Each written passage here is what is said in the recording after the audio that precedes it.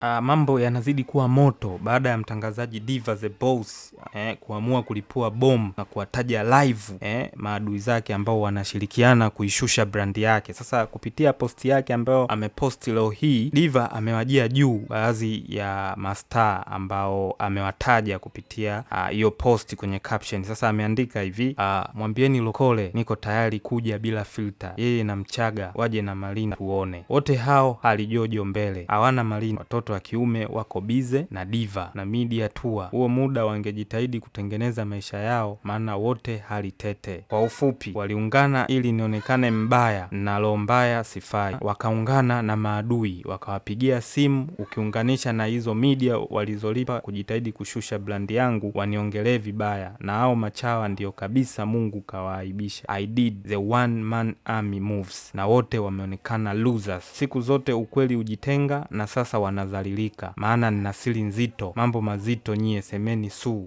Ameandika hivyo Diva. Ameendelea pia chini kwa kusema, ila nafikiri Mungu ananipenda sana, wamefeli sana, aibu yao. Kuna muda jamii inabidi ijuage vitu na mtu ulivyo, na wakati wa Mungu wa kuumbua watu ulikuwa ni huu, yani huu ndio wakati sahihi.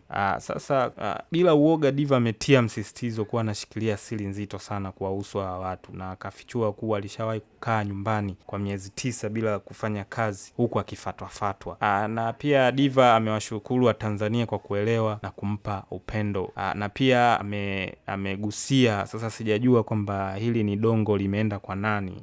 Ameandika kwamba Mungu apangiwi na wamefeli sana. Sasa una mtazamo gani juu ya hii vita ambayo inaendelea baina ya Diva na hawa mastaa ambao amewataja hapa kupitia hii posti yake ambao ameposti leo hii kupitia peji yake ya Instagram? Hebu nijuze hapo kwenye comment.